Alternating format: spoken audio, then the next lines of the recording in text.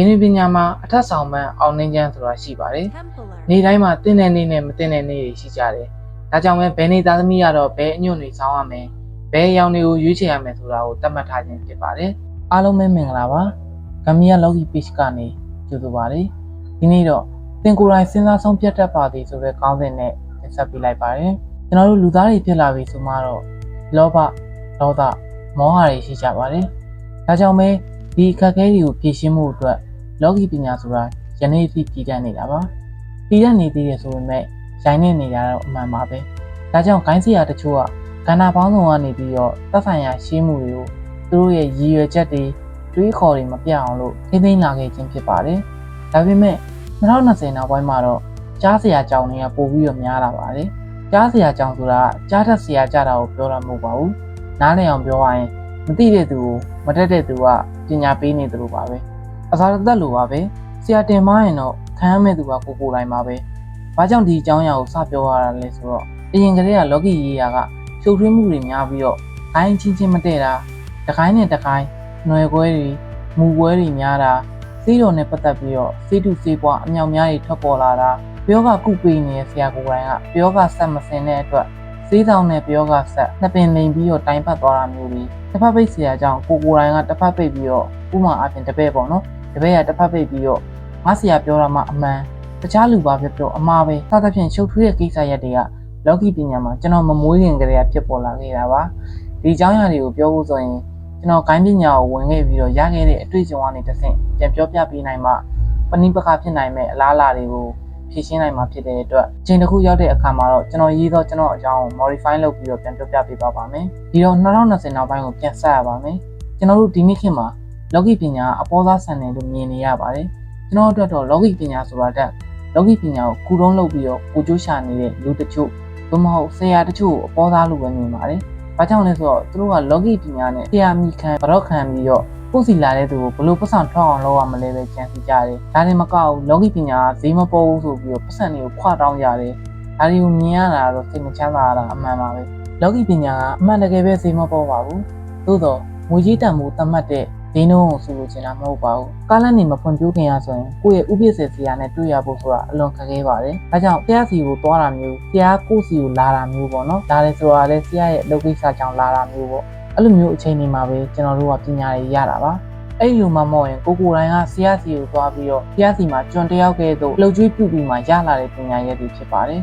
ဒါကကျွန်တော်ကိုယ်တိုင်လည်းပဲဒီလိုမျိုးလုပ်ခင်ရင်းနဲ့မှသိပညာအတတ်ပညာတွေကိုရလာခဲ့တာပါဒါကလည်းကျွန်တော်ကိုယ်တိုင်ဒီလိုမျိုးလုပ်ခင်ရင်းနဲ့မှသိပညာတွေအတတ်ပညာတွေရှေးဟောင်းမှုတွေအဲ့လိုမျိုးအကြောင်းအရာတွေကိုသိလာခဲ့ခြင်းဖြစ်ပါတယ်ကျွန်တော်အရင်ကဆိုရင်9သိန်းအထိပညာစကန်ရှိခဲ့ပြီးတော့အဲ့ဒီအချိန်မှာတော့မှကိုဆရာလို့ပြောရမှာရှက်နေတော့ပါပဲအခုကတော့9ဆင်းဆရာတွေတောင်မှသူ့ကိုယ်သူဆရာဆိုပြီးတော့လုပ်နေကြတာပေါ့နော်ထားပါတော့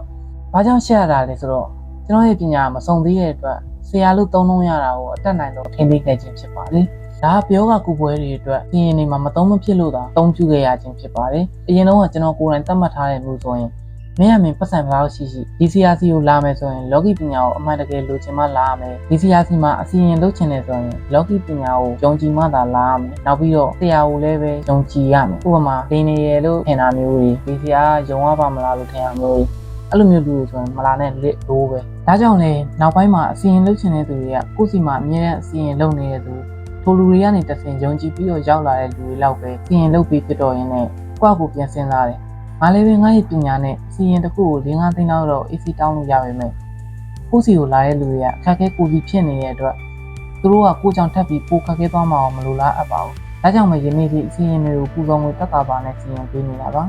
ပေါ်သားဆရာတွေကတော့အစီရင်ကြီးရရကြီးရေသင်ကြီးအကြီးညာကြီးဆိုပြီးတော့ခွာတောင်းနေကြတဲ့အချိန်မှာတော့ကိုကလောကီပညာကိုခဏရက်ပြီးတော့ကိုတိုင်းပတ်စံရှာပြီးမှပဏိယသားသမီးတွေအတွက်လောကီပညာကိုပြန်လုပ်မယ်ဆိုပြီးဆုံးဖြတ်ချက်ချခဲ့တယ်။ဒါကြောင့်2နှစ်လောက်အနားယူပြီးတော့အခုပြန်လာခြင်းဖြစ်ပါတယ်။လောကီလန်ကိုပြန်ခြေချတော့မယ်ဆိုတဲ့အချိန်မှာလောကီပညာကမြန်မာဘောကအဆင့်လောက်ပဲကျန်တော့တော့သတိထားမိပါတယ်။သူတို့ဆရာနဲ့ပြောလို့ကိုတိုင်းတော့မှဆရာနဲ့တိတ်မသုံးဖြစ်တော့ဘူး။သူတို့ကကိုဆရာခေါ်ချင်တာမခေါ်ချင်တာမသိဆရာနဲ့ဇွတ်ခေါ်ချင်နေကြတာ။စေတသက်ပေါက်ရင်ဆရာဖြစ်သွားပြီ။ဒေတင်နေနဲ့တင်နိုင်ရင်ဆရာဖြစ်သွားပြီ။ဒီလိုမျိုးဆရာနဲ့ပြောနိုင်ပြီလို့ထင်နေတဲ့သူတွေကလည်းတတ်ဖို့ရှိပါတယ်။ဒါကြောင့်လည်းလောကီပညာအကြောင်းမသိသေးတဲ့သူတွေကလည်းလောကီပညာဆိုတာဘယ်လိုမျိုးလဲဆရာအမိခံသည်ဖြစ်စေတချို့သောဆရာတွေရဲ့စာရေးသားတွေကိုလေ့လာပြီးတော့ကြိုက်လို့ပဲဖြစ်စေ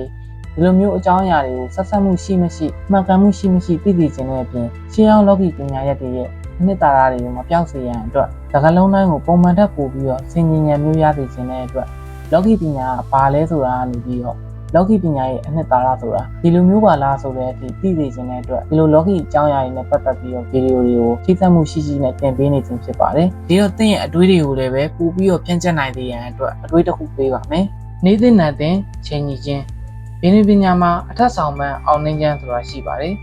နေ့တိုင်းမှာတင်းတဲ့နေ့နဲ့မတင်းတဲ့နေ့တွေရှိကြတယ်ဒါကြောင့်ပဲဘယ်နေ့သားသမီးကတော့ဘယ်အညွန့်တွေဆောင်းရမယ်ဘယ်ရောင်တွေကိုရွေးချယ်ရမယ်ဆိုတာကိုသတ်မှတ်ထားခြင်းဖြစ်ပါတယ်ဒါပေမဲ့ရရတွေကအခုခေတ်မှာမှုလို့ပေါ်နေကြတာပါ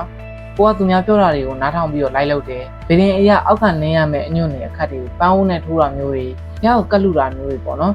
ဒီလိုမျိုးမတိဘဲနဲ့လှုပ်လိုက်တဲ့အခါဖះကိုကြီးညိုလို့ပူတော်တာဆိုရင်တော့ဘာမှမဖြစ်ပါဘူးဒါပေမဲ့အခုကရရချေတဲ့သဘောမျိုးနဲ့ကိုကအောက်ကနေရမယ့်အရာကိုဖះမှာသွားပြီးတော့ရရချေတာတို့ဖះပန်းဦးတွေထိုးမိတဲ့အခါမျိုးမှာဒီလိုຢာတွေကလောက်တာတော့ကောင်းမှုလောက်တာပဲဒါပေမဲ့ကောင်းမှုဖြစ်မလာဘဲနဲ့စိုးကျိုးတွေဖြစ်လာတတ်ပါတယ်ထို့တူပဲဟိုဆရာခါရာပေးလို့အကျိုးရလဒ်တွေခံစားရတယ်ဒီဆရာခါရာပေးလို့စွမ်းကြတယ်ဆိုပြီးတော့ရွတ်ကြတဲ့အတွက်ကာရာမန်နန်ရဲ့ထိုက်တဲ့အကျိုးရလဒ်ကတော့ခံစားရမှာပါပဲကာရာတွေရွတ်လိုက်တယ်ကန်နေကောင်းလာတယ်နောက်ကာရာရွတ်တယ်ကန်နေညံ့သွားတယ်ဒီတော့ကာရာရွတ်ရင်ကန်နေရောညံ့တယ်လားဆိုရင်တော့ညံ့ပါတယ်ဥပမာအပြင်မာရင်ကကာရာလိုမျိုးပဲနေတိုင်းအဆက်မပြတ်ရွတ်တဲ့အခါပတ်စံတော့အဆင်ပြေသွားပါရဲ့တောင်းတိုင်းတော့ရလာပါရဲ့ဒါပေမဲ့လူမွေးလူရောင်တော့မပေါ်ဘူးကြည့်လိုက်ရင်ပေးသီးပြီးစုံနဲ့တချို့တွေကမြင်မှုပါလိမ့်မယ်ဘလောက်ပဲပတ်စံကြည့်ကြည့်ရုပ်ကတတိရုံမပေါ့ဘူးအိမ်ပေါ်နဲ့တတိနဲ့ရှင်အောင်မှအိမ်ပေါ်ကတသားနာနာရှိနေတဲ့ပုံစံလေးပေါ့နော်ဒီလိုမျိုးပဲတချို့တွေဆိုရင်ကြုံရလိုက်လို့ရင်းနဲ့မတော်တဆဓာတ်ဆင်မိတယ်ပဲဆိုပါစို့ခုနကပြောသလိုမျိုးပဲအညွန့်တွေအခက်တွေနဲ့လှုပ်လိုက်တယ်ဒါပေမဲ့အခိုက်တွေကဖြစ်နေတတ်တယ်ကိုကတော့ဖြစ်ပါစေဆိုတဲ့စိတ်နဲ့ဒီဓာတ်တွေကိုဆင်လိုက်တာမဟုတ်ပေမဲ့ကိုဆရာပြောဒီဆရာပြောတာကြောင့်ကိုယ့်ရဲ့ကံပြောင်းလဲခြင်းလို့လှုပ်လိုက်တာတကယ်တမ်းလှုပ်လိုက်တာကတော့ကိုယ့်ရဲ့အခိုက်တွေရန်ဓာတ်တွေကိုလာစေဖို့အတွက်ဖြစ်နေတတ်တယ်ဥပမာအပြင်ဥဝေဆံကိုရေဘူးတော်ဆိုပေါ့ဥဝေဆိုတဲ့တက်ကိုတွားပြီးတော့ဆင်လိုက်မိရဲ့အဲ့တော့ဘာဖြစ်သွားလဲဆိုတော့ကိုယ့်ကိုပြန်ခိုက်သွားအောင်အဲ့ဒါကိုခိုက်လို့ခိုက်မှမသိဘူးထပ်လုပ်တယ်ပူဆိုးသွားအောင်နောက်စီကထပ်ပြောတယ်ထပ်လုပ်လိုက်တယ်အဲ့အခိုက်တွေကတည်သွားရင်တော့တော်ပါရဲ့အဲ့လိုမှမဟုတ်ပဲထပ်ပြီးတော့ခိုက်တဲ့ဟာဆိုရင်ပူဆိုးပြီးအမှအဲ့လိုမျိုးပဲရတရားလေးလုံရင်းနဲ့ဒုက္ခရောက်တဲ့သူတွေကလည်းအပြင်မှာတူးနေသေးရှိပါတယ်ဒါကြောင့်မိမိအနေနဲ့ကလည်းအတွင်းမိတ်အပြင်မိတ်တွင်းရအပြင်ရံတွေကိုအနှဲငယ်တော့သိထားဖို့လိုအပ်ပါတယ်။ကိုလူပြောဒီလူပြောတဲ့ဟာကိုကြုံရလိုက်လုပ်နေတာတက်ဆိုင်တက်သိနားလေတဲ့ဆရာတယောက်စီမှာမေးပြီးတော့ကိုယ့်အတွက်တည်တံ့လုပ်တာပို့ပြီးတော့အဆင်ပြေပါလိမ့်မယ်။တော်တော်များများကြားဘူးမှာပေါ့။ပတ်စံဝင်ခြင်းရဲ့အရှိရက်ကိုလက်ခုပ်9ချက်တီးပါတို့နောက်ရက်ကိုလှည့်ပြီးအောင်ပြီးဆိုပြီးတော့အော်ခိုင်းတာတို့ရှိပါသေးရဲ့ပါလေ။ပုံမှန်တာရော့ကတ်တွေကိုဝေါ်ပီပါထားပါတို့တကယ်တမ်းပတ်စံဝင်လားဆိုရင်တော့မဝင်ပါဘူး။ဒီတော့အဲ့ဒီ post တွေရဲ့ comment အောက်တွေကိုလိုက်ကြည့်လိုက်ရင် comment တွေအများစုကဟာဆရာကြီးအဆင်ပြေတယ်ငွေဝင်နေဆိုတာမျိုးတွေပဲတွေ့ရပါလိမ့်မယ်နောက်တစ်ခုဒီတစ်ပတ်အတွင်းမှာတော့ဘန်နီသားသမီးကတော့ငွေ2,200,000ဝင်မယ်ဆိုပြီးတော့နေနံရှိရမှာ9ခုရဲ့အဲ့ဒါကိုနေနံ4ခုလောက်ထည့်ထားမှာတော့ပတ်စံမဝင်မဲ့ပဲရှိမလဲဝင်တာပေါ့အဲ့တော့ပတ်စံမဝင်တဲ့သူကတကူတကကြီးအဲ့ post ကိုလိုက်ရှာပြီးတော့ပတ်စံမဝင်ဘူးဆိုပြီးတော့ရေးမှာမဟုတ်ဘူးလေတကယ်ငွေဝင်သွားတဲ့လူတွေတားတော့ wallpaper တင်လိုက်လို့အဆင်ပြေသွားတဲ့လူတွေကအကျိုးကြောင့်တင်လို့ဝင်တာပါဒီလိုမျိုးလုပ်လို့မှမဟုတ်ဘူးအလုပ်လုပ်ရင်ပတ်စံရပြီးသားပဲလေမဟုတ်ဘူးလားပတ်စံရဖို့အကြောင်းရှိလာတဲ့အခါအဲ့ဒါနဲ့အကျိုးကြောင့်တင်ပြီးတော့ဆရာကြီးစွမ်းနေပါညာဆိုပြီးတော့ယူပုံမြောက်ပေးနေတဲ့လူတွေကလည်းတက်တက်ကိုရှိပါတယ်ဒါကြောင့်ဒီ comment တွေဖတ်ပြီးတော့ယုံလို့ရလားဆိုရင်တော့ယုံလို့မရပါဘူးညနေပွဲတွေမှာဆိုရင်ခန္ဓာကိုယ်နှစ်ပိုင်းခွဲပြတာတို့ပြီးရင်ခြေလက်အင်္ဂါတွေကိုဖြုတ်ပြတာတို့ကိုမျက်စိနဲ့နှစ်ပိုင်းပြတ်သွားတာတွေကိုတားမြင်နေရတာပဲလေဒါပေမဲ့အဲ့ဒါတွေကတကယ်ဖြစ်ခဲ့လားဆိုရင်တော့မဟုတ်ဘူးလေဟုတ်တယ်မလားအဲ့တော့ဒီ comment တွေဒီလည်းပဲသူတို့ဒီတကယ်ငွေဝင်သွားတယ်ဒါပေမဲ့သူတို့လှုပ်ဆောင်ခဲ့တဲ့အရာတွေကြောင့်မဟုတ်ဘူးတစ်ချိန်လုံးလိုက်လို့အဆင်ပြေတယ်ဒါတိုက်ဆိုင်တာပဲနှစ်ချိန်လိုက်လို့အဆင်ပြေတယ်ဒါဟာလည်းတိုက်ဆိုင်တာမျိုးပဲသုံးညင်အထိအဆင်ပြေတယ်ဆိုရင်တော့ဒါတကယ်စွမ်းတာလို့သတ်မှတ်လို့ရပါတယ်ဒီတော့ကိုယ့်အကူဘယ်လိုစဉ်းစားရမလဲဆိုတော့ငါဒီအရာတွေလှုပ်လိုက်တဲ့အခါငါအတွက်ကုန်ကြသေးရှိလားဘာတွေဆိုးကျိုးရှိနိုင်လဲဆိုတော့အရင်ဆုံးစဉ်းစားရပါမယ်ကုန်ကြသေးလည်းမရှိဘူးဆိုးကျိုးလည်းမရှိဘူးဆိုရင်တော့လှုပ်တာတော့ဘာမှမဖြစ်ဘူးဒါပေမဲ့အဲ့လိုမှမဟုတ်ဘဲနဲ့ထိုက်တဲ့ကုန်ကြသေးလည်းရှိရဲဥပမာအပြင်ဝါစိမ့်ကြီးဖျောင်းနိုင်ထုံးရင်လက်ပွင့်တယ်ဆိုတာမျိုးပေါ့အဲ့ဒါဆိုရင်တော့လုံမနေနဲ့ဘာလို့လဲဆိုတော့လောကကြီးမှာဘယ်အရာမှအလကားရဆိုတာမရှိဘူးလေဥပမာအပြင်လေကိုလူချင်းတယ်ဆိုရင်တော့မှအဆုပ်ရဲ့ညှင်းအောင်အသုံးပြုပြီးမှလေကိုရှူလို့ရမှာပါရှိခဲ့ရင်လည်းပဲအဲ့ဒီအရာတွေတန်ဖိုးရှိမှာမဟုတ်ပါဘူးဒီတော့ရတရားတွေအဆောင်တွေအစီရင်တွေကဘာကြောင့်စွမ်းတာလဲစွမ်းတဲ့အကြောင်းရင်းကနှစ်ခုပဲရှိပါတယ်လောကကြီးမှာပထဝီတေဇောဝါယောအာကာသဆိုတဲ့ဓာတ်ကြီး၄ပါးနဲ့ဖွဲ့စည်းထားတာဖြစ်တဲ့အတွက်ဒီဓာတ်တွေနဲ့တိုက်ရိုက်တက်ဆင်လုံရင်းနဲ့စွမ်းသွားတယ်လောကီပညာရက်ကအဆောင်လျှောက်တွေပုဂ္ဂိုလ်ပိုင်းဆိုင်ရာတွေနဲ့သွားတာဖြစ်တဲ့အတွက် အဆောင်ရှောက်တွေကနေသွမ်းသားတာမျိုးရှိနေမယ်ဒီတော့ခုနကဟာတွေလိုက်လုံးမယ်ဆိုရင်ပုံကြစရိတ်ဘယ်လောက်ရှိမလဲဘာကြောင့်စွမ်းမှာလဲဘယ်ပုဂ္ဂိုလ်ကကူညီပေးမှာလဲဆိုတာကိုစဉ်းစားဖို့လိုအပ်ပါတယ်လောကီပညာမှာဒီလိုပုဂ္ဂိုလ်တွေရဲ့အကူအညီစောင့်ရှောက်မှုတွေကြောင့်သာထိုက်တဲ့အကျိုးရလဒ်ကိုခံစားရတာဖြစ်တဲ့အတွက်ဒီလိုမျိုးလွယ်လွယ်လေးလုပ်ပြီးတော့ဘယ်လိုပုဂ္ဂိုလ်မျိုးထံမှာအဆောင်ရှောက်ခံရဖို့တော့မျှော်လင့်မထားသင့်ပါဘူးဒီတော့ဒီနေရာအထိရောက်လာတဲ့သူတွေအနေနဲ့ကျွန်တော်ခုနကပြောခဲ့တဲ့အကြောင်းအရာတွေကိုဘယ်လိုပုံစံနဲ့နားလည်သွားခဲ့လဲဆိုတာကိုcommentမှာပြောသွားပေးခဲ့ပါအောင်ဗျအားလုံးပဲကြမ်းမှချမ်းသာပြီးတော့ကံကောင်းတဲ့နေရာလေးပိုင်ဆိုင်ပါစေလို့ဆုတောင်းပေးရင်းနဲ့ညီကုန်းချုပ်လိုက်ပါတယ်ခင်ဗျာ